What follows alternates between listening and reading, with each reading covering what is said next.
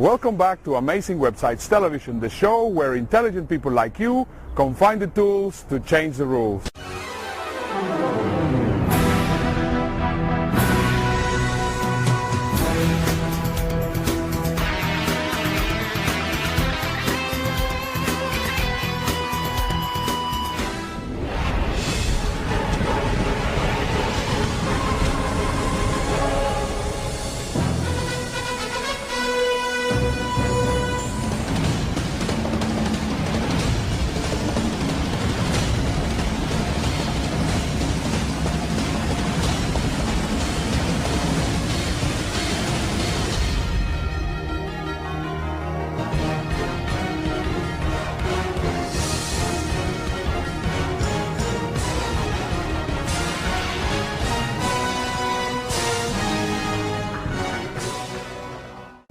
So welcome back to the show. Once again, I am in Dubai. This is the Dubai Marina, which is very, very beautiful. And on today's episode, we're going to be having Simon Leung, which is the Google Insider, and he's going to be sharing with us some really cool information about how Google is actually indexing new websites and a lot of SEO and SEM information. We're also going to be having James Schramko and a lot of really cool tools and apps that you will really be enjoying. So let's just get started with the first section of the show, which is going to be Handy Bookmarks.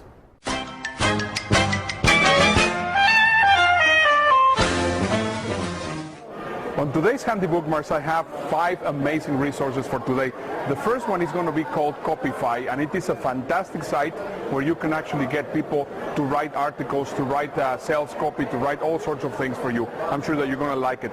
Our second resource is going to be Livefire, and this is going to be a great resource that you can put in your blog or in your site so that you will be able to have a conversation exactly like it will be in Twitter or in Facebook or in LinkedIn. You're going to find it also very interesting. Our third resource for today is going to be called Grovo, and Grovo is the best resource for finding tutorials. Tutorials are absolutely essential for you to learn how to use the internet, and on this one you will find the ultimate tutorials for every single piece of software and everything that you can imagine.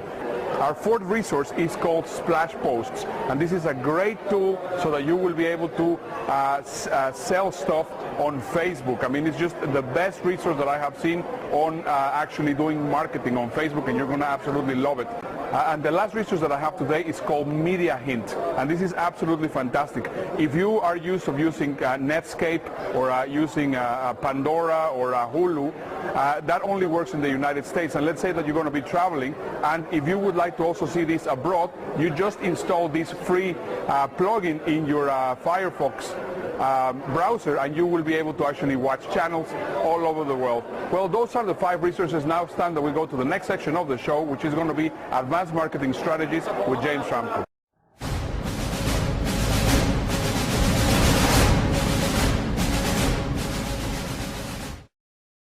James Schramko here with an SEO news tip.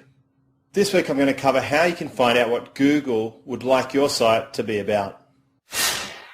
So here's an exercise. Go to your website and have a look at some of the words on your page, or perhaps your page title. Type in your main topic into the Google search box. Then scroll down to the bottom of the page and see what the related searches are. That's what Google would like to see on your website where relevant. So let's just take an example. We would search for office equipment. That might be a search phrase. And then we will scroll down to the bottom of the page and we will see what the related phrases are. Now, if I was in that business and I had any of these related searches, then I would be making sure that I make one page per related topic. And then I'll make sure these are findable with my navigation structure on my website. That way, Google is getting a really good feel for what your site's about and it's relevant. The next step, of course, is to put really useful content on each page. Pictures of what the page is about. Descriptions, specifications, a clear call to action on what you'd like people to do, and now you're cooking. You've got a good website with good SEO that is valuable for a human. You might even get the phone to call or forms filled out or someone ordering something if you keep doing this. If you could do this 10 times a week, you would end up with a huge website in just 1 year from now. So go and do the exercise. Go to Google, type in the phrase that describes your business in the same sort of detail that someone searching for your business would use, and scroll down to the bottom of the page and see what the related terms are, and start building out your website.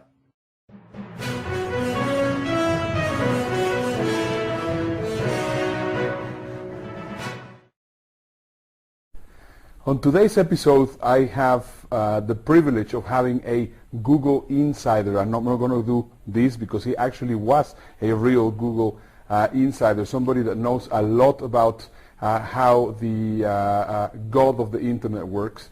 And he's my very good friend, which now lives in Hong Kong, but he's from the US, my friend Simon Leung. Simon, welcome to the show. Thanks, Ernesto. Thanks for having me. Yeah, great. You know, I'm always fascinated about all the stories that you have about your time with Google and all the things that happen, that are happening right now. You're really up to date with all the crazy things that Google is doing and how they are affecting all the businesses in the world. So can you, well, just very briefly give us a little bit of background of what you're doing right now, and also a little bit of your story in Google? Wow, a little bit, huh? I can go all day on this. Just try to reduce a huge story in about 1 minute. Well, basically, my background is at Google, as you mentioned. I started working at Google back in 2002 in the Google advertising department, which is called Google AdWords. And I helped them really from the ground up build the optimization team, the agency team, so I'm really involved in terms of developing all the strategies and managing the high-end clients. I decided to leave Google and start working for myself as an internet entrepreneur in August of 2006. And that was because, you know, there were just so many different things in terms of opportunities, in terms of what I felt like, you know, the corporate lifestyle was not for me, and internet entrepreneurship, you know, going around traveling the world, t-shirts and jeans, sometimes shorts, you know, it was just more of a lifestyle for me. So that was the path that I chose, and never looked back since. You know, started off really working from home, doing the whole internet marketing thing from home, and then later on really expanded into building different companies across the world. We have a team of 100 people out in China just for outsourcing clients for SEO and search engine marketing, things like that. My partner actually focuses on that most of the time. What I mostly focus on now is going around and really traveling and speaking at seminars and doing my own workshops. Within the last year, traveled across 15 countries, probably about 200 dates, you know, so you know, it is a pretty adventurous type career path that I chose for my business, but at the same time very much enjoying it because, you know, I get to meet people like you, get to, you know, come speak at events here in the UAE with you, and meet a lot of fellow speakers and great attendees as well, so having a blast. Fantastic. You were talking about the corporate world being too different, but from what I understand, the Googleplex is very, very chilled and relaxed. Is that true? That is very true in terms of the culture itself. However, I'll probably say, you know, over the course of the years, things have been changing a lot. I mean, you see during my presentations pictures with me, you know, with all these different parties, all these different ski trips, Christmas parties, in t-shirts and shorts. And that was basically the Google culture. You know, they wanted to be bubbly, they wanted to be fun, and that was what it was. At the end of the day, however, it was a corporate environment. We were a client-facing department. We had clients coming in every single day for client meetings. We were also traveling for those client meetings all across America as well at the time. So we couldn't actually go into those meetings wearing t-shirts and shorts. You know, it was more corporate, it was more polished. So I would probably say, you know, I was just a little bit too spoiled for my own good, you know. I started working at Google, and that was the culture. The whole company was that culture. And then later on, we kind of evolved into, you know, more corporate, more professional, and, you know, I'm just too spoiled. Just give us some cool tips of what people need to do on their website and off their websites to actually get their websites optimized. Sure. The first thing that you absolutely must do is you need to know what keywords you're going to be optimizing for. Because what many people make the mistake of doing is they're trying to optimize for everything under the sun that's related to their particular page. You know, if they're a traveling page, they want to have you know, keywords related to flights, related to hotels, related to flight attendants, and, you know, all these travel accessories. You know, and all these things just aren't relevant. And what we actually recommend is per page, if possible, optimize for anywhere between 1 to 3 keywords. Look into the title tags, the meta descriptions, and make sure that everything is optimized on page. And this is actually not something that you need to learn from me just because it's standard search engine optimization training that anybody can teach. The off-page stuff, on the other hand, is something that is a little bit more, I would probably say, proprietary in terms of what you can do to revolutionize and distinguish yourself from many of your competitors. And that is basically the use of Google properties. When Google is looking for what we're calling backlinks, if you don't know what a backlink is, it basically means, let's say I'm a web page and we had 500 attendees. Let's just say that we are all websites. If all 500 attendees stand up and point at me, that is considered a backlink.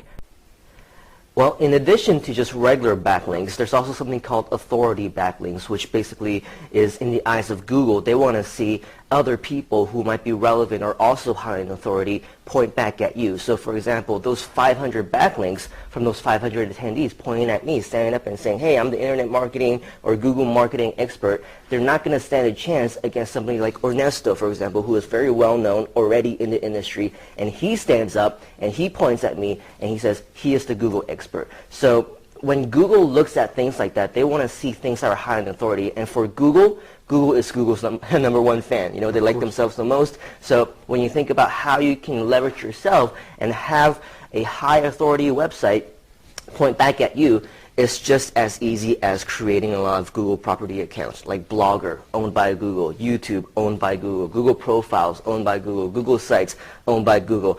So basically what you're going to do is you're going to figure out what Google considers to be high authority, including the Google properties.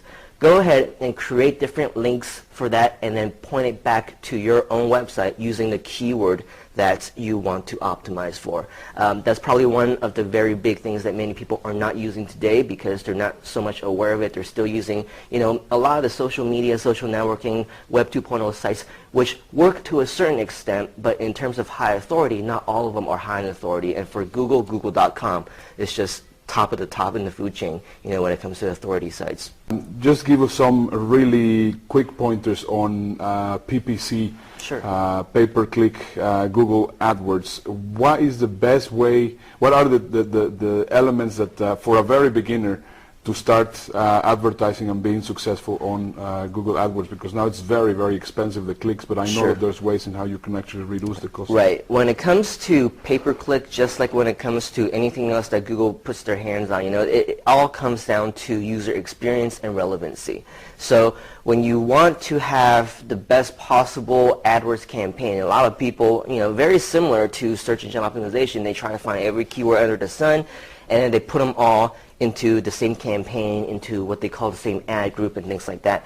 Just like SEO, you really want to be super targeted. For Google, they have an ad, and those are the sponsored listings. If you don't know what it is, go to google.com, do a search. The listings on the top and on the right-hand side, those are called the Google AdWords sponsored listings. So what you want to do is, because those ads are so small, it only gives you 95 characters of space, right? So the first line is about 25 characters long. You don't have to fill it up if you don't want to, but it gives you that much space. The remaining 2 lines are 35 characters. What you want to do is you want to make those ads, the text on those ads, as relevant as possible.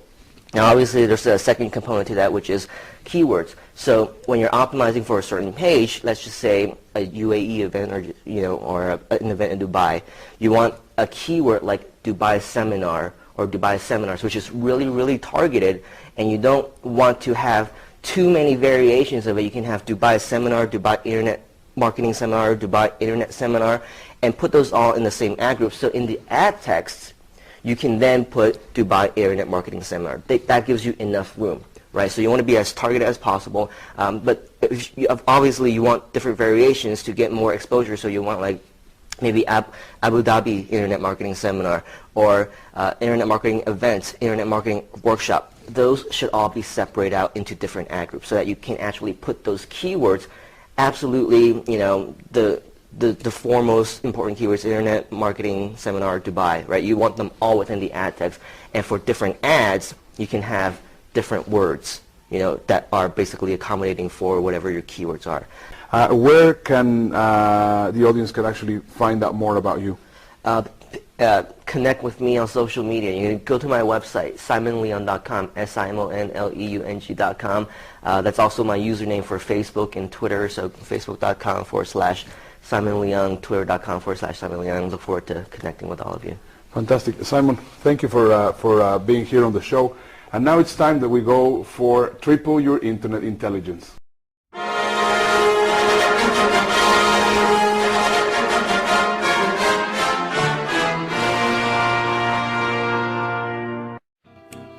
Hi, I'm Hartmut. I'm an engineer at Google.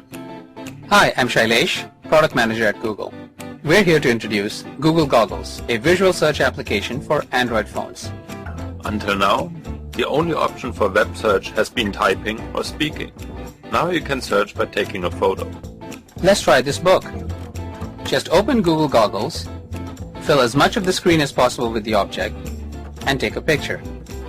You'll see the exact book match in the search results without typing or saying a word. Another good use is on a business card. Let's try mine. Frame the text you're interested in well. Google Goggles will recognize the text and return a result. Now I can click to call Shailesh or add him to my contacts.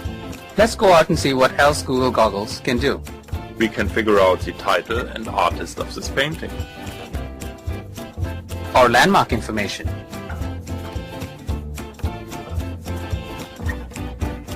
And when you're traveling places where you don't know the language, Goggles can translate text for you. Just take a picture, for example, of a menu.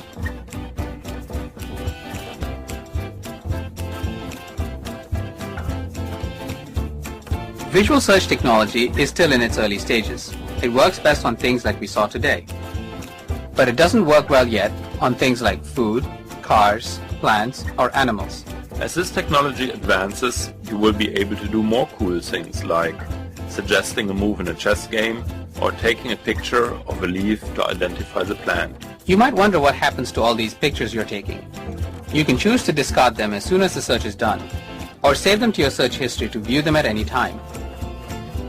It's available for Android-powered phones now. To download, go to the Android market and search for Google Goggles. Well, I hope that you have really enjoyed the episode, and make sure to watch us next week on the next episode of Amazing Websites Television. This is Ernesto Verdugo, and we look forward to seeing you next week. Bye-bye.